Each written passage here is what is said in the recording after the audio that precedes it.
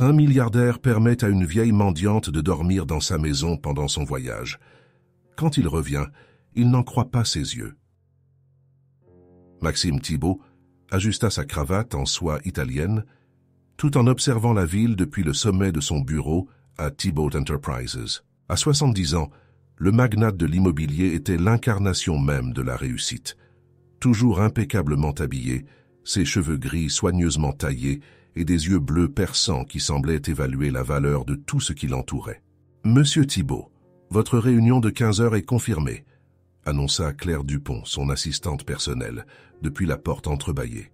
Maxime hocha la tête sans se retourner. « Merci, Claire, je descends dans 5 minutes. » Alors qu'il descendait dans l'ascenseur privé, Maxime réfléchissait à sa prochaine acquisition, un terrain au cœur de la ville, qu'il transformerait en un complexe de luxe. Les affaires étaient sa vie, sa passion. Les relations, un inconvénient nécessaire pour conclure des accords. En sortant du bâtiment, l'air froid d'automne le frappa. Maxime se dirigea vers sa Bentley garée, l'esprit déjà fixé sur la réunion. C'est alors que cela arriva. Un flou de mouvement, un cri étouffé, le son sourd de quelque chose, quelqu'un frappant le capot de sa voiture. Maxime s'arrêta abasourdi. À ses pieds, une vieille femme gisait au sol, gémissant doucement.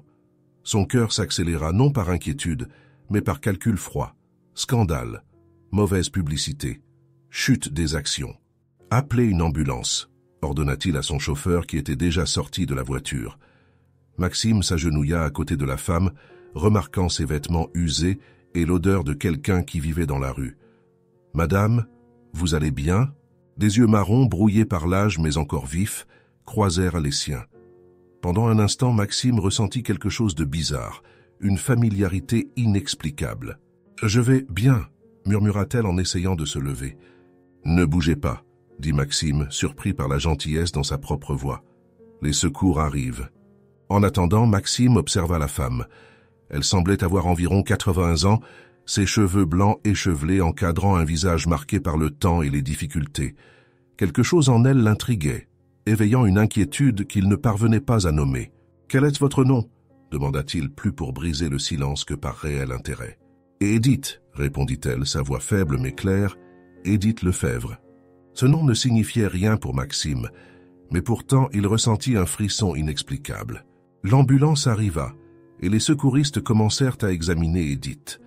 Maxime observait, partagé entre le soulagement de la voir aller bien et une inquiétude croissante quant aux répercussions possibles de l'incident. « Monsieur Thibault », Claire apparut à ses côtés, téléphone à la main. « Dois-je reprogrammer votre réunion ?» Maxime hésita, ses yeux retournant à Edith. Une décision commençait à se former dans son esprit, une décision qu'il reconnaîtrait plus tard comme le tournant de sa vie. « Non, annulez-la, dit-il, surprenant Claire, et préparez la chambre d'amis à la maison. »« Monsieur ?» Maxime s'approcha des secouristes. « Comment va-t-elle ?»« Quelques contusions, peut-être une côte fêlée. Rien de grave, mais elle devrait être surveillée pendant 24 heures. » Maxime hocha la tête, prenant sa décision. « Elle viendra avec moi, j'ai des médecins privés qui s'occuperont d'elle. » Ignorant les regards surpris autour de lui, Maxime se tourna vers Edith. « Madame Lefebvre, aimeriez-vous passer quelques jours chez moi pour vous rétablir ?» Edith le regarda, confuse mais reconnaissante. « Oui, merci. » Alors qu'il aidait Edith à monter dans sa voiture, Maxime ne pouvait pas imaginer comment ce simple acte de bonté apparente allait changer le cours de leur vie pour toujours. En route vers la maison, Maxime se surprit à observer Edith dans le rétroviseur. Il y avait quelque chose dans son profil, dans la courbe de son nez, qui éveillait un souvenir lointain, presque oublié. Il secoua la tête, chassant cette pensée. Ce n'était certainement que son imagination. « Madame Lefebvre, dit-il, brisant le silence, puis-je vous demander comment vous en êtes arrivée à cette situation ?» Edith regarda par la fenêtre, les yeux distants. « C'est une longue histoire, monsieur Thibault, une histoire de perte et de recherche sans fin. » Maxime ressentit un picotement de curiosité, mais décida de ne pas insister. Il y aurait du temps pour les histoires plus tard. En arrivant à la demeure, Maxime remarqua l'expression de stupéfaction sur le visage d'Edith. La structure imposante, avec ses colonnes majestueuses et ses jardins méticuleusement entretenus, était un monde totalement différent des rues où elle vivait. « Bienvenue à la maison Thibault, Madame Lefebvre », dit Maxime, l'aidant à sortir de la voiture. Edith regarda autour d'elle, les yeux remplis de larmes. C'est magnifique. Ça me rappelle. Elle s'interrompit brusquement, comme si elle en avait trop dit. Maxime haussa un sourcil intrigué, mais une fois de plus, il choisit de ne pas poser de questions. Alors qu'il la guidait à l'intérieur, Maxime se surprit de son propre comportement. Pourquoi amenait-il une étrangère chez lui? Pourquoi se souciait-il d'elle? Ces questions résonnaient dans son esprit, sans réponse claire. Il ignorait alors qu'en franchissant le seuil avec Edith, il faisait le premier pas d'un voyage qui révélerait des secrets longtemps enfouis et changerait le cours de nombreuses vies à jamais. La maison Thibault se dressait fièrement contre le ciel crépusculaire, ses fenêtres illuminées comme des yeux vigilants. À l'intérieur, Victoria Thibault marchait nerveusement dans le salon principal, sa robe de soie bruissant à chaque pas fébrile. « Où est Maxime ?» murmura-t-elle pour elle-même, vérifiant une fois de plus la montre en or à son poignet. Comme si invoquée par ses pensées, la porte d'entrée s'ouvrit. Victoria se tourna, un sourire préparé sur les lèvres, qui se transforma rapidement en une expression de choc. Maxime entra, mais il n'était pas seul. Appuyée sur son bras se trouvait une femme âgée, d'apparence fragile et vêtue de manière simple. Une vision totalement déplacée dans le luxe de la maison. « Maxime, que signifie cela ?» demanda Victoria, sa voix tendue. Maxime guida Edith jusqu'au canapé avant de se tourner vers sa mère adoptive. « Victoria, voici Edith Lefebvre. Elle restera avec nous quelques jours. » Victoria observa Edith avec un mélange de mépris et autre chose, un éclat de peur rapidement réprimé. « Et pourquoi exactement abritons-nous des invités inattendus ?» Maxime expliqua brièvement l'accident, omettant les détails sur l'état d'Edith. Victoria écouta en silence, ses yeux ne quittant jamais la silhouette recroquevillée sur le canapé. « Je vois, » dit-elle enfin, sa voix froide. « Eh bien, j'espère que notre invité se sentira à l'aise. » Sur ces mots, Victoria se retira, laissant derrière elle un silence tendu. Le lendemain matin, Maxime partit pour un voyage d'affaires incontournable, laissant des instructions détaillées pour les soins d'Edith. Claire, toujours efficace, prit en charge la supervision du bien-être de la vieille dame. Dans les jours qui suivirent, une étrange atmosphère s'installa dans la maison. Les domestiques, habitués à la routine rigide et à la présence distante de Victoria, se trouvèrent intrigués par la nouvelle invitée. Edith, malgré son apparence fragile, avait une présence qui ne pouvait être ignorée. Elle errait dans les couloirs de la maison avec un regard lointain, s'arrêtant parfois pour toucher un objet ou regarder une photo comme si elle essayait de se rappeler quelque chose d'oublié depuis longtemps. Victoria, quant à elle, semblait être une ombre agitée. Elle évitait Edith à tout prix, mais les domestiques la surprenaient à observer la vieille femme de loin, son visage étant un masque d'émotions contradictoires. Un après-midi, Maria, la gouvernante, trouva Edith dans l'ancienne chambre de Maxime, maintenant un bureau rarement utilisé. « Madame Lefebvre, vous ne devriez pas être ici, » dit Maria, gentiment guidant Edith vers la sortie.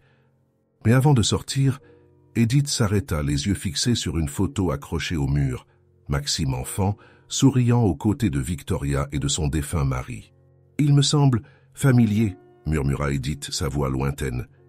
Maria échangea un regard préoccupé avec un autre employé dans le couloir. Quelque chose d'étrange se passait, et tout le monde pouvait le sentir. À mesure que les jours passaient, les chuchotements parmi les domestiques augmentaient. Il y avait quelque chose dans la façon dont Edith se déplaçait dans la maison, dans la manière dont ses yeux s'illuminaient de reconnaissance à certains moments, qui semblaient anormal, ou peut-être terriblement juste. Et Victoria, son anxiété grandissait de jour en jour. Elle passait des appels téléphoniques à voix basse, vérifiait de vieux documents tard dans la nuit, toujours en jetant des coups d'œil par-dessus son épaule, comme si elle craignait d'être prise. La maison Thibault, autrefois un bastion d'ordre et de routine, semblait désormais être au bord d'un secret prêt à être révélé. Et tout le monde attendait, avec une mixture d'appréhension et de curiosité, le retour de Maxime. La veille du retour de Maxime, Victoria confronta enfin Edith. Trouvant la vieille femme seule dans le jardin, Victoria s'approcha, son visage un masque de fausse cordialité. « Madame Lefebvre, » commença-t-elle, sa voix trop douce, « j'espère que vous trouvez tout à votre goût. » Edith regarda Victoria, ses yeux soudainement perçants. « Oui, merci. Cet endroit, ravive de nombreux souvenirs. Victoria se raidit. Des souvenirs?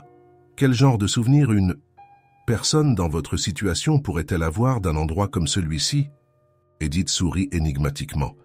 Oh, vous seriez surprise, ma chère. La vie réserve bien des surprises. Avant que Victoria ne puisse répondre, le bruit d'une voiture arrivant interrompit la conversation. Maxime était de retour. Tandis que Victoria se précipitait pour accueillir son fils, Edith resta dans le jardin, les yeux suivant la silhouette élégante de Maxime, alors qu'il sortait de la voiture. Pendant un instant, une clarté inhabituelle brilla dans son regard, comme si toutes les pièces d'un puzzle s'assemblaient enfin. La maison Thibault était sur le point de faire face à une tempête de vérité longtemps enterrée, et personne n'était préparé aux révélations à venir. La Bentley de Maxime traversa les grilles de la maison Thibault, ses roues glissant silencieusement le long de l'allée circulaire. En sortant de la voiture, il remarqua immédiatement un changement subtil dans l'atmosphère. La maison, habituellement un bastion d'ordre immuable, semblait différente. Claire le rejoignit à la porte, son efficacité habituelle mêlée à une tension mal dissimulée. « Bienvenue chez vous, monsieur Thibault. Comment s'est passé votre voyage ?»« Productif », répondit Maxime distraitement, ses yeux balayant le hall d'entrée. « Et notre invitée, Madame Lefebvre va bien. Elle s'est adaptée. » Il y avait quelque chose dans le ton de Claire qui fit hésiter Maxime. « Expliquez. » Claire hésita. « Peut-être vaut-il mieux que vous voyiez par vous-même. » Intrigué, Maxime suivit Claire jusqu'au jardin arrière. Là, à sa grande surprise, il trouva Edith assise sur un banc, parlant joyeusement avec le jardinier. Mais ce qui le surprit le plus, c'était la transformation d'Edith elle-même. Propre, bien habillée, et avec un éclat dans les yeux, elle semblait rajeunie de plusieurs années. « Ah, monsieur Thibault !» s'exclama Edith en le voyant, un sourire illuminant son visage. « Quel bonheur de vous revoir! Votre jardin est magnifique. » Maxime s'approcha, une sensation étrange s'installant dans sa poitrine. « Je suis heureux que vous l'appréciez, Madame Lefebvre. »« Appelez-moi Edith, s'il vous plaît, » dit-elle, son regard se radoucissant. « Vous savez, ce jardin me rappelle tellement... » Elle s'interrompit, la phrase inachevée planant dans l'air. Maxime attendit, mais Edith semblait s'être perdue dans ses pensées.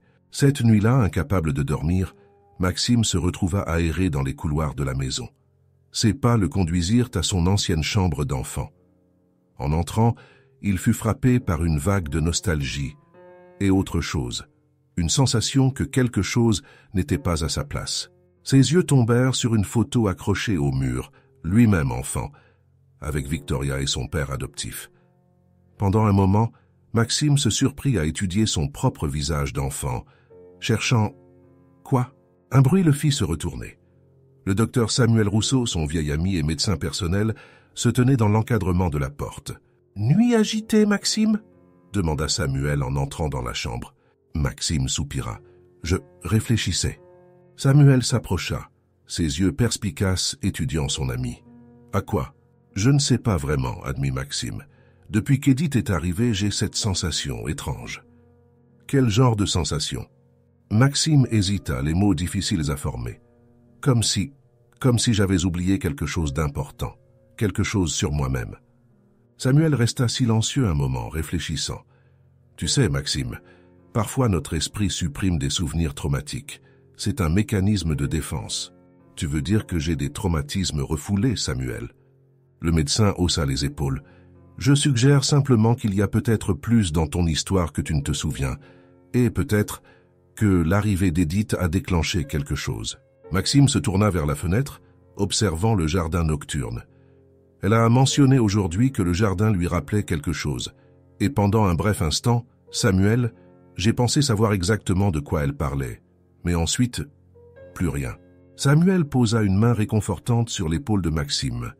Donne du temps au temps, mon ami. La vérité a une façon de remonter à la surface quand nous sommes prêts à l'accepter. Alors que les deux hommes restaient plongés dans un silence contemplatif, de l'autre côté de la maison, Victoria Thibault était assise dans sa chambre, une vieille boîte ouverte devant elle. De ses mains tremblantes, elle feuilletait des documents jaunis, son visage un masque de peur et de culpabilité. « Pas maintenant » murmura-t-elle pour elle-même, « pas après tout ce temps. » Le lendemain matin, Maxime se retrouva à observer Edith pendant le petit déjeuner. Il y avait quelque chose dans ses gestes, dans la manière dont elle tenait sa tasse de thé qui éveillait une familiarité troublante. « Claire » appela-t-il son assistante dès qu'il eut fini son repas. « J'ai besoin que vous fassiez quelque chose pour moi. » Dans son bureau, Maxime ferma la porte, s'assurant qu'ils étaient seuls. « Je veux que vous enquêtiez sur le passé d'Édith Lefebvre, discrètement. » Claire hocha la tête, son expression professionnelle masquant sa surprise. « Y a-t-il un domaine spécifique d'intérêt, monsieur ?» Maxime hésita. « Tout, sa famille, où elle a vécu, pourquoi elle a fini dans la rue, et toute connexion possible avec notre famille. »« Notre famille, monsieur ?» Vérifiez simplement tout, Claire. » Alors que Claire commençait son enquête, Maxime tentait de se concentrer sur ses affaires, mais son esprit revenait sans cesse à Édith, aux sensations étranges que sa présence éveillait. Cet après-midi-là, il décida de visiter l'Abri de l'Espoir, le centre de soutien pour personnes sans abri, où Claire avait commencé ses recherches. Le contraste entre le luxe de sa voiture et la simplicité austère de l'abri ne passa pas inaperçu. « Monsieur Thibault », la directrice de l'abri le salua, une surprise évidente dans sa voix. « À quoi devons-nous l'honneur ?» Maxime expliqua brièvement au sujet d'Édith, observant attentivement la réaction de la directrice. « Édith Lefebvre », murmura-t-elle, une lueur de reconnaissance dans ses yeux. « Oui, elle venait souvent ici. Une histoire triste, la sienne. »« Comment ça ?» La directrice hésita. « Eh bien, nous ne connaissons pas tous les détails, mais Édith parlait souvent d'un enfant perdu. Elle passait des heures à regarder de vieux albums photos comme si elle cherchait quelqu'un. » Maxime ressentit un frisson lui parcourir l'échine. Un enfant perdu, avant qu'il ne puisse obtenir plus d'informations, son téléphone sonna. C'était le docteur Rousseau. « Maxime, nous devons parler. » La voix de Samuel était tendue. « C'est au sujet de Victoria. » De retour à la maison, Maxime retrouva Samuel dans son bureau. Le médecin semblait préoccupé. « Que se passe-t-il » Samuel soupira. « J'ai remarqué des changements dans le comportement de Victoria depuis qu'Édith est arrivée. Anxiété, insomnie, comportement erratique. Maxime, je pense que la présence d'Édith affecte profondément ta mère. » Maxime se laissa tomber dans son fauteuil, traitant l'information. « Tu penses qu'il y a une connexion entre elles ?»« Je ne sais pas, » admit Samuel. « Mais il y a autre chose. J'ai examiné certains de tes anciens dossiers médicaux et, à ce moment-là, ils furent interrompus par un coup à la porte. C'était Claire semblant agitée. « Monsieur Thibault, j'ai trouvé quelque chose que vous devez voir. » Maxime regarda Claire puis Samuel, sentant qu'il était sur le point de découvrir quelque chose qui changerait tout. Avec un signe de tête, il invita Claire à entrer, se préparant à ce qu'elle avait découvert. Claire posa un dossier sur la table. « Monsieur, j'ai trouvé des registres d'une femme nommée Édith Lefebvre, qui a donné naissance à un garçon à l'hôpital central il y a exactement 70 ans. La date coïncide avec « ma naissance », compléta Maxime, sentant le sang se glacer dans ses veines. Samuel prit le dossier, examinant les documents. « C'est extraordinaire. Maxime, cela pourrait expliquer les disparités que j'ai trouvées dans tes anciens dossiers médicaux. » Maxime se leva brusquement, se dirigeant vers la fenêtre. Son esprit tournoyait sous les implications de ce qu'il venait d'apprendre. « Vous suggérez qu'Édith, qu'elle pourrait être ta mère biologique ?»« Oui, c'est une possibilité, » dit Samuel doucement. Claire toussota, attirant l'attention des deux hommes. « Il y a plus, monsieur. J'ai trouvé des dossiers sur une enquête policière concernant la disparition d'un nouveau-né à l'hôpital central, la même nuit. L'affaire n'a jamais été résolue. » Maxime sentit le sol se dérober sous ses pieds. Tout ce qu'il croyait savoir sur sa vie, son identité, semblait soudain une vaste imposture. « Nous avons besoin de plus d'informations, » dit-il enfin, la voix rauque. Claire continuait d'enquêter. « Samuel, je veux que vous fassiez un test ADN discrètement. Et moi, je dois avoir une conversation sérieuse avec Victoria. » Alors que Claire et Samuel quittèrent le bureau, Maxime resta à la fenêtre, observant le jardin où Édith était assise, apparemment perdue dans ses pensées. La femme qu'il avait considérée comme une étrangère il y a quelques jours à peine pourrait maintenant être la clé pour résoudre le mystère de sa propre existence. Avec un soupir lourd, Maxime se prépara à affronter Victoria. Il savait que la conversation qu'il s'apprêtait à avoir changerait sa vie pour toujours. Mais il était déterminé à découvrir la vérité, peu importe combien elle serait douloureuse. En marchant vers la chambre de Victoria, Maxime ne pouvait s'empêcher de penser à quel point une simple décision d'aider une étrangère avait déclenché une série d'événements qui menaçaient de bouleverser tout ce qu'il connaissait. Mais maintenant que le processus avait commencé, il n'y avait plus de retour en arrière possible. La vérité si longtemps enfouie était sur le point de refaire surface, et Maxime était déterminé à l'affronter de front, quelles qu'en soient les conséquences. Maxime s'arrêta devant la porte de la chambre de Victoria, son cœur battant à tout rompre dans sa poitrine. Il prit une profonde inspiration et frappa. « Entrez !» vint la voix étouffée de Victoria. En entrant, Maxime trouva sa mère adoptive assise dans un fauteuil, une boîte de vieilles photos sur ses genoux. Elle leva les yeux et Maxime y vit la peur. « Victoria, commença-t-il, sa voix ferme malgré la tourmente intérieure, nous devons parler. » Victoria hocha lentement la tête, posant la boîte à côté d'elle. « Je savais que ce jour viendrait, » murmura-t-elle. Maxime s'assit en face d'elle. « Que savez-vous sur Édith Lefebvre ?» Victoria pâlit visiblement. « Pourquoi me demandez-vous cela ?»« Parce que, » répondit Maxime en se penchant en avant, « je crois qu'elle pourrait être ma mère biologique. » Le silence qui suivit fut assourdissant. Victoria ferma les yeux, une larme solitaire coulant sur sa joue. « Oh, Maxime, » murmura-t-elle, « je suis tellement désolée. Nous voulions juste un enfant. » La confession, bien que prévue, frappa Maxime comme un coup de poing. « Donc c'est vrai, vous m'avez volé ?» Victoria secoua frénétiquement la tête. « Non, ce n'était pas comme ça, nous avons été approchés. Quelqu'un à l'hôpital a dit qu'il y avait un bébé qui avait besoin d'une famille. On nous a dit que la mère était trop jeune, qu'elle ne pouvait pas s'occuper de lui. » Maxime se leva brusquement, incapable de contenir son agitation. « Et vous avez simplement cru cela ? Vous n'avez pas posé de questions ? » « Nous étions désespérés, » pleura Victoria. « Nous avons essayé pendant des années d'avoir un enfant. Quand on nous a offert cette chance... »« Une chance !» l'interrompit Maxime, sa voix tremblant de colère. « Vous avez détruit la vie d'une femme. » À ce moment-là, un coup à la porte les interrompit. C'était Claire. « Monsieur Thibault, » dit-elle en entrant hésitante, « il y a quelque chose que vous devez voir. » Maxime la suivit jusqu'à son bureau, laissant Victoria sangloter seule.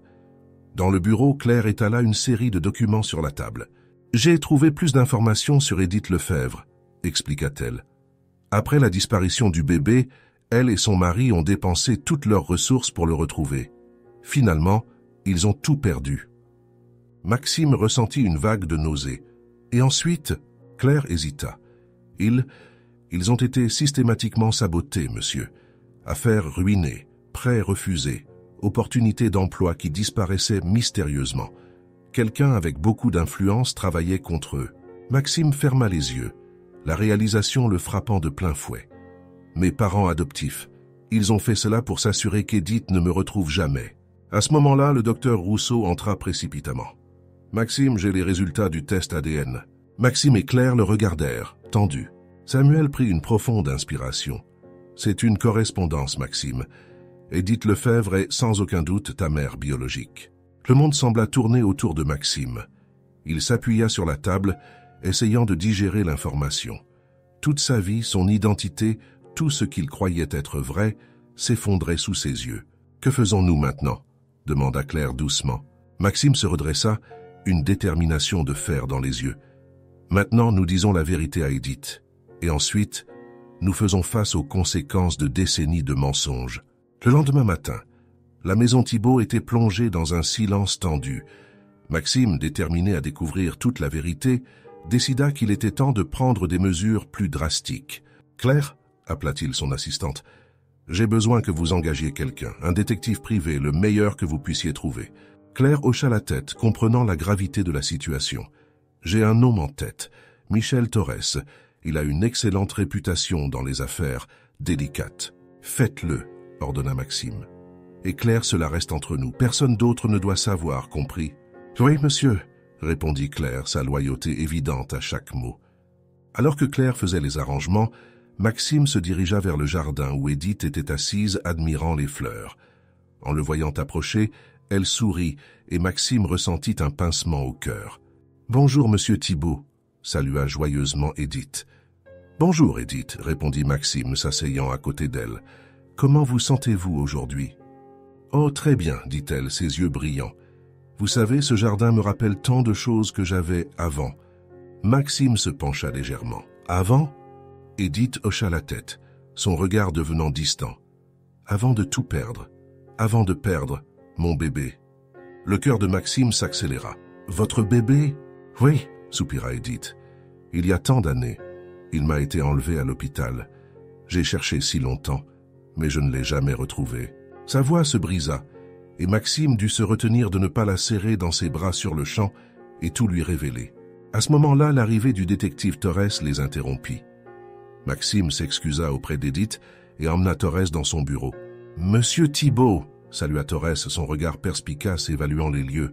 « Je comprends que nous avons une affaire complexe à résoudre. » Maxime hocha gravement la tête. « Détective Torres, j'ai besoin que vous enquêtiez à fond sur la disparition d'un bébé à l'hôpital central il y a 70 ans. Ce bébé était l'enfant d'Edith Lefebvre. » Torres haussa un sourcil. « Et pourquoi ce cas en particulier, monsieur Thibault ?» Maxime prit une profonde inspiration. « Parce que je crois être ce bébé. » Torres ne montra aucune surprise, se contentant de prendre quelques notes. « Je vois et je suppose qu'il y a plus dans cette histoire. »« Oui, » confirma Maxime.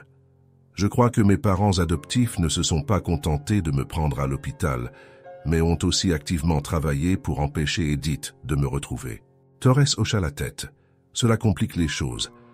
Nous avons affaire à un possible enlèvement, fraude et potentiellement d'autres crimes. Monsieur Thibault, je dois vous avertir. Enquêter là-dessus pourrait faire ressortir des choses difficiles à affronter. »« Je suis conscient, » dit fermement Maxime, « mais je dois savoir la vérité, toute la vérité. »« Très bien, » acquiesça Torres. « Je vais commencer immédiatement. J'aurai besoin d'accès à tous les dossiers pertinents et de permission pour interroger les personnes impliquées. »« Vous aurez tout ce dont vous avez besoin, » assura Maxime. Alors que Torres sortait pour commencer son enquête, Maxime se retrouva à nouveau errant dans les couloirs de la maison. Ses pas le menèrent à la chambre de Victoria. Il trouva sa mère adoptive assise dans le même fauteuil qu'auparavant, semblant avoir vieilli de plusieurs années en quelques jours. « Victoria, » dit-il doucement. Elle leva les yeux, fatiguée et plein de culpabilité. « Tu as engagé un enquêteur, n'est-ce pas ?» Maxime hocha la tête. « J'ai besoin de connaître toute la vérité, Victoria. Pas seulement sur la façon dont ils m'ont pris, mais aussi sur ce qu'ils ont fait à Edith ensuite. » Victoria sanglota. « Nous avions tellement peur, Maxime. Peur de te perdre, peur du scandale. Nous avons fait des choses terribles. »« Comme quoi ?» insista Maxime, le cœur lourd. « Nous avons utilisé notre influence, » admit Victoria, « pour ruiner leurs affaires, pour bloquer des opportunités. Nous voulions nous assurer qu'ils n'auraient jamais les moyens de continuer à chercher. » Maxime ferma les yeux, l'ampleur de la trahison le frappant de plein fouet. « Vous avez détruit sa vie. Tout ça parce que vous ne pouviez pas affronter les conséquences de vos propres actions. »« Je suis désolé, » pleura Victoria. « Je suis tellement désolé. » Mais Maxime était déjà en train de quitter la pièce, incapable d'en entendre davantage. Il avait besoin d'air, de réfléchir. Dans le jardin, il retrouva Edith. Elle le regarda avec inquiétude. « Tout va bien, monsieur Thibault. Vous semblez troublé. » Maxime hésita. Une partie de lui voulait tout lui dire sur le champ, mettre fin à des décennies de mensonges. Mais il savait qu'il devait d'abord avoir tous les faits. « Edith, » dit-il doucement, « vous souvenez-vous d'un détail sur votre bébé? Quelque chose qui pourrait l'identifier ?» Edith fronça les sourcils, se concentrant. « Eh bien, il avait une petite tache de naissance derrière l'oreille gauche, comme un croissant de lune. » Maxime sentit son cœur s'arrêter. Instinctivement, sa main se porta à son oreille gauche, où il savait qu'il avait une marque exactement comme celle décrite. À cet instant, il sut qu'il n'y avait plus de doute. La vérité, si longtemps enfouie, était enfin en train d'émerger. Et Maxime savait que, une fois révélé, rien dans sa vie ne serait plus jamais pareil. Le détective Torres travailla sans relâche dans les jours qui suivirent, épluchant les dossiers, interrogeant des personnes et reliant des points qui avaient été longtemps obscurcis par le temps et les secrets. Maxime attendait avec impatience des nouvelles partagées entre le désir de connaître la vérité et la peur de ce qu'elle pourrait révéler. Un après-midi pluvieux, Torres retourna finalement à la maison Thibault, son expression grave indiquant qu'il avait des découvertes significatives. « Monsieur Thibault, » commença-t-il en s'asseyant dans le bureau de Maxime, « ce que j'ai découvert est... Eh bien, c'est assez troublant. Maxime prit une profonde inspiration se préparant. « Allez-y, détective, je suis prêt. » Torres ouvrit sa mallette. « J'ai réussi à retracer une série de transactions financières suspectes liant votre mère adoptive, Victoria, à un réseau d'adoption illégal qui opérait à l'hôpital central il y a plusieurs décennies. » Maxime sentit son estomac se retourner. « Continuez. » Apparemment, il y avait un groupe de médecins et d'infirmières qui facilitaient les adoptions pour des couples riches et désespérés. Ils identifiaient des mères vulnérables, généralement jeunes ou en situation financière précaire, et ils orchestraient la disparition des bébés. « Mon Dieu !» murmura Maxime, la réalité de la situation le frappant de plein fouet. Torres poursuivit. « Dans le cas d'Édith Lefebvre, il semble qu'elle ait été spécifiquement ciblée. J'ai trouvé des preuves que sa famille a été systématiquement sabotée financièrement dans les années qui ont suivi la disparition du bébé. » « Sabotée ? Comment cela ? » Affaires ruinées, prêts refusés, opportunités d'emploi mystérieusement disparues. Tout pointe vers quelqu'un avec une influence considérable travaillant dans l'ombre pour s'assurer qu'Édith n'ait jamais les ressources nécessaires pour continuer sa recherche. Maxime ressentit une vague de nausée. « Et vous pensez que cette personne était... »« Victoria Thibault, oui, » confirma Torres, « avec son défunt mari. Ils semblent avoir utilisé leur influence et leurs ressources pour garder Édith à distance, probablement par crainte qu'elle découvre un jour la vérité. » À ce moment-là, ils furent interrompus par un coup pressant à la porte. C'était le docteur Rousseau semblant agité. « Maxime, Torres, vous devez voir ça, » dit-il en entrant précipitamment. « J'ai examiné les résultats des tests ADN que nous avons faits discrètement. » Maxime se leva, son cœur battant la chamade. « Et alors ?» Le docteur Rousseau posa les papiers sur la table. « C'est une correspondance, Maxime. Tu es, sans l'ombre d'un doute, le fils biologique d'Édith Lefebvre. » Le monde sembla tourner autour de Maxime. Il s'appuya sur la table, essayant de digérer l'information. Toute sa vie, son identité, tout ce qu'il croyait être vrai, s'effondrait sous ses yeux. « Il y a une autre chose, » ajouta doucement Torres. « Pendant mon enquête, j'ai interrogé certains anciens employés de l'hôpital. L'un d'eux, une infirmière à la retraite, se souvenait spécifiquement du cas d'Édith. Elle a dit qu'Édith a supplié de voir le bébé une dernière fois avant qu'il ne soit emmené. Et à ce moment-là, « Quoi ?» demanda Maxime, presque effrayé par la réponse. Édith a remarqué une petite tache de naissance derrière l'oreille gauche du bébé, une marque en forme de croissant de lune. Instinctivement, Maxime porta la main à sa propre oreille gauche, où il savait qu'il avait une marque exactement comme celle décrite. Le silence qui suivit fut assourdissant. Maxime regarda par la fenêtre, voyant Édith dans le jardin, s'occupant des fleurs avec une familiarité qui maintenant faisait parfaitement sens. « Que faisons-nous maintenant ?» demanda doucement le docteur Rousseau. Maxime se tourna, une détermination de fer dans les yeux. « Maintenant, nous confrontons Victoria. Et ensuite, je dis la vérité à Édith. Ma mère. » Les mots semblaient étranges sur ses lèvres, mais aussi incroyablement justes. Alors qu'il se préparait à la confrontation qui allait tout changer, Maxime savait que rien dans sa vie ne serait plus jamais pareil. La vérité, si longtemps enterrée, venait enfin à la lumière, apportant avec elle le poids de décennies de mensonges et le potentiel pour un nouveau départ. La tension dans le salon de la maison Thibault était palpable. Maxime avait convoqué toutes les personnes concernées. Victoria, Édith, le docteur Rousseau, le détective Torres et Claire. Chacun occupait sa place, l'air lourd d'anticipation de ce qui allait suivre. Maxime se leva, son regard balayant chaque visage dans la pièce avant de se fixer sur Victoria. « Maman », commença-t-il, le mot chargé d'une nouvelle et douloureuse ironie, « je pense qu'il est temps que tu nous dises tout. » Victoria, semblant avoir vieilli de plusieurs années en quelques jours, regarda suppliquement Maxime. « Mon chéri, s'il te plaît, tu dois comprendre. »« Comprendre quoi ?» l'interrompit Maxime, sa voix tremblant d'émotion contenue. « Comprendre comment tu as volé un bébé à sa mère, comment tu as détruit la vie d'une famille innocente. » Édith, assise tranquillement dans un coin, regardait de l'un à l'autre, confuse. « De quoi parlez-vous » Maxime se tourna vers elle, le cœur serré. « Édith, il y a quelque chose que tu dois savoir, quelque chose au sujet de ton enfant perdu. » Les yeux d'Édith s'écarquillèrent, une étincelle de reconnaissance brillant en eux. « Mon bébé ?» Tu sais ce qui lui est arrivé. » Victoria sanglota, couvrant son visage de ses mains. « Je suis tellement désolé. Je suis tellement désolé. » Maxime fit un signe à Torres, qui commença à expliquer calmement les découvertes de son enquête. À mesure que la vérité était révélée, le visage d'Edith traversait une myriade d'émotions. Confusion, choc, douleur et enfin une compréhension dévastatrice. « Vous, » murmura-t-elle en regardant Victoria, « c'est vous qui m'avez pris mon bébé ?» Victoria, incapable de soutenir le regard accusateur d'Edith, hocha simplement la tête, les larmes coulant sur son visage. « Pourquoi ?» demanda Edith, la voix brisée. « Pourquoi auriez-vous fait quelque chose d'aussi cruel ?»« Nous ne pouvions pas avoir d'enfants, » répondit Victoria, sa voix à peine audible. « Nous avons essayé pendant des années. Les médecins ont dit que c'était impossible. Et puis, on nous a offert une chance. Un bébé qui avait besoin d'une famille, c'est ce qu'on nous a dit.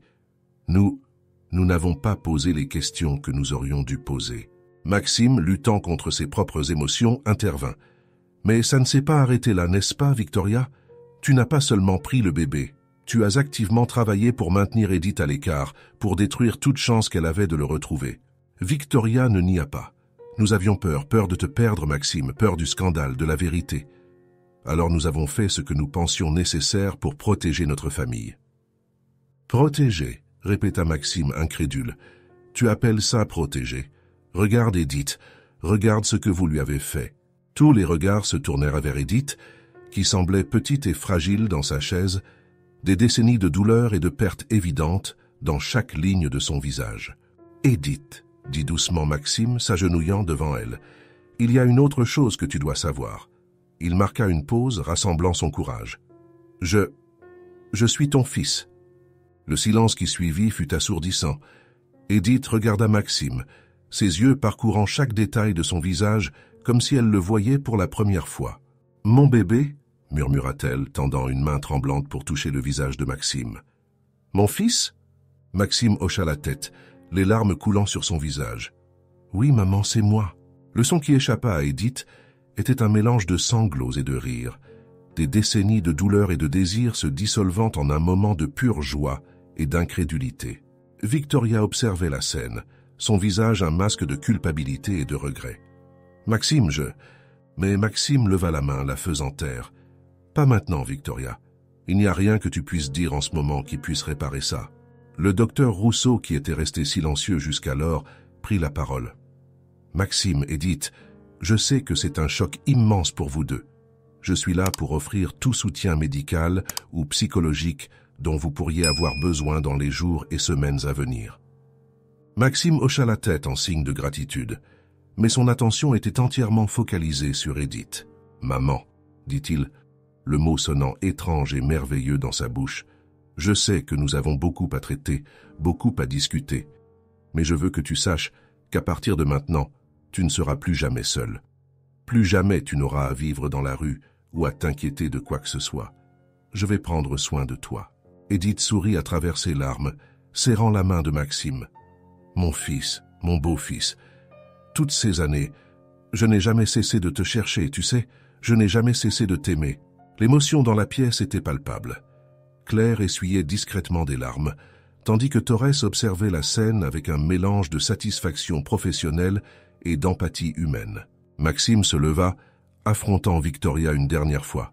« Quant à toi, Victoria, je ne sais pas si je pourrai jamais te pardonner pour ce que tu as fait, non seulement à moi, mais à Edith, à mon père biologique, à tous ceux qui ont été impliqués. Tes actions ont causé des décennies de souffrance. » Victoria hocha la tête, vaincue. « Je comprends, et j'accepterai toute punition que tu jugeras appropriée. Pour l'instant, continua Maxime, je veux que tu quittes cette maison. Va dans l'appartement en ville, ne me contacte pas, ni Edith, jusqu'à ce que je sois prêt à te parler à nouveau. » Alors que Victoria quittait silencieusement la pièce, Maxime se tourna vers les autres. « Docteur Rousseau, s'il vous plaît, prenez soin d'Edith. Assurez-vous qu'elle reçoive tous les soins médicaux nécessaires. Claire, préparez la meilleure chambre de la maison pour ma mère. Torres, merci pour votre travail. Envoyez-moi votre facture. Je paierai le double de ce que nous avions convenu. » Alors que la pièce se vidait, Maxime se permit enfin de s'asseoir aux côtés d'Edith.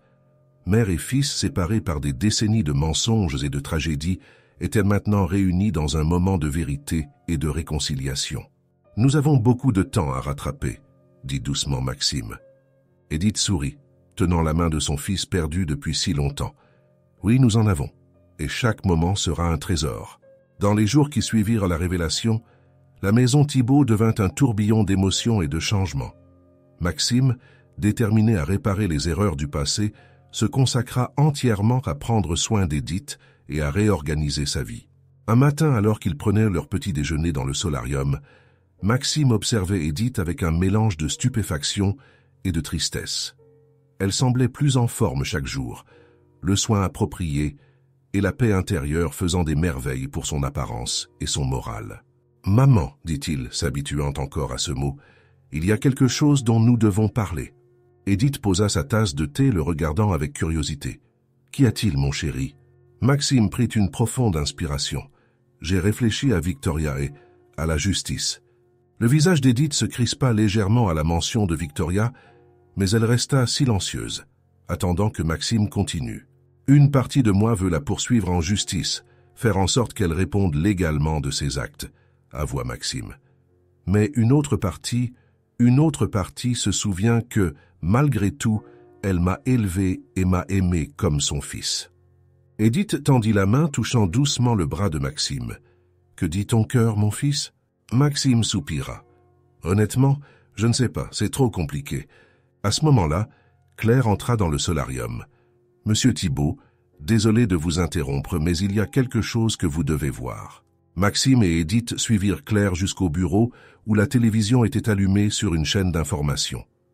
La manchette fit geler Maxime, « Scandale d'adoption illégale impliquant un milliardaire révélé au grand jour. » « Comment cela a-t-il pu fuiter ?»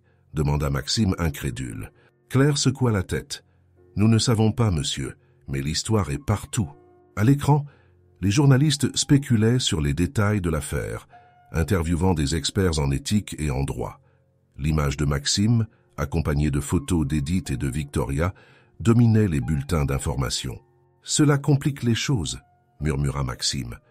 Edith, observant l'agitation à la télévision, parla doucement. « Peut-être que c'est une bonne chose, Maxime. » Il se tourna vers elle, surpris. « Une bonne chose ? Comment cela pourrait-il être bon ? » « Réfléchis, » expliqua Edith. « Combien d'autres familles ont pu traverser ce que nous avons traversé ? Combien d'autres bébés ont pu être volés ? Cette exposition pourrait aider d'autres personnes à découvrir la vérité. » Maxime réfléchit aux paroles de sa mère, une nouvelle perspective se formant dans son esprit. « Tu as raison, c'est plus grand que nous. » Décidé, il se tourna vers Claire. « Préparez une conférence de presse. Nous allons raconter notre histoire, toute notre histoire. » Dans les heures qui suivirent, la maison se transforma en un centre d'activité frénétique. Des avocats furent consultés, des déclarations préparées, et Maxime se retrouva face à l'une des décisions les plus difficiles de sa vie. Finalement, devant une salle comble de journalistes, Maxime et Edith racontèrent leur histoire. Ils parlèrent de la séparation, des années de recherche et de souffrance, et du miracle de leur retrouvaille. Maxime ne dissimula aucun détail sur l'implication de Victoria, assumant l'entière responsabilité de l'exposition de la vérité. « Ce qui nous est arrivé est une tragédie », conclut Maxime, sa voix ferme malgré l'émotion. « Mais nous ne sommes pas les seules victimes. Je crée une fondation pour aider d'autres familles séparées par des adoptions illégales. Nous utiliserons toutes les ressources à notre disposition pour réunir les parents et les enfants et rechercher la justice pour les responsables. » La réaction fut immédiate et écrasante. Des messages de soutien inondèrent les réseaux sociaux, d'autres victimes commencèrent à se manifester, et l'histoire de Maxime et d'Edith devint le catalyseur d'un mouvement plus large de recherche de vérité et de justice. Quelques jours plus tard, épuisés mais déterminés, Maxime et Edith s'assirent dans le jardin de la maison, réfléchissant aux événements récents. « Penses-tu que nous avons fait ce qu'il fallait ?» demanda Maxime, le doute encore présent dans sa voix. Edith sourit, serrant la main de son fils. « Je pense que nous avons fait le premier pas d'un long chemin de guérison, pas seulement pour nous, mais pour beaucoup d'autres. » Maxime hocha la tête, sentant un poids se lever de ses épaules. « Et pour Victoria ?»« C'est, dit doucement Edith, quelque chose que tu devras décider par toi-même. Mais souviens-toi, mon fils, pardonner ne signifie pas toujours oublier. Parfois, cela signifie simplement choisir d'avancer. » Alors qu'il parlait, le docteur Rousseau s'approcha tenant quelques papiers. « Maxime, Edith, j'ai des nouvelles concernant la santé de Victoria. » Maxime se redressa tendu. « Qu'y a-t-il ?»« Elle souffre de stress sévère et de dépression, » expliqua le docteur Rousseau. « Son état mental est préoccupant. » Maxime ferma les yeux, sentant le poids de la situation. « Que suggères-tu, Samuel ?»« Elle a besoin d'une aide professionnelle, » répondit le médecin. « Un centre de traitement spécialisé serait idéal. » Maxime regarda Edith, cherchant une orientation. Sa mère biologique hocha doucement la tête, l'encourageant. « Fais les arrangements nécessaires, Samuel, » décida Maxime. « Nous nous assurerons qu'elle reçoive les meilleurs soins possibles. » Alors que le docteur Rousseau s'éloignait, Maxime se tourna vers Edith. « Penses-tu que je fais ce qu'il faut ?» Edith sourit, ses yeux remplis de compréhension. « Tu fais preuve de compassion, mon fils. Cela n'est jamais une erreur. » Ce soir-là, seul dans son bureau, Maxime réfléchissait aux événements des dernières semaines. Sa vie avait été bouleversée, mais d'une certaine manière, il se sentait plus centré que jamais. Prenant une photo de lui-même enfant avec Victoria, il ressentit un mélange complexe d'émotions. Colère, tristesse, gratitude et confusion, tout se mêlait. « Un jour à la fois », murmura-t-il pour lui-même, reposant la photo sur la table.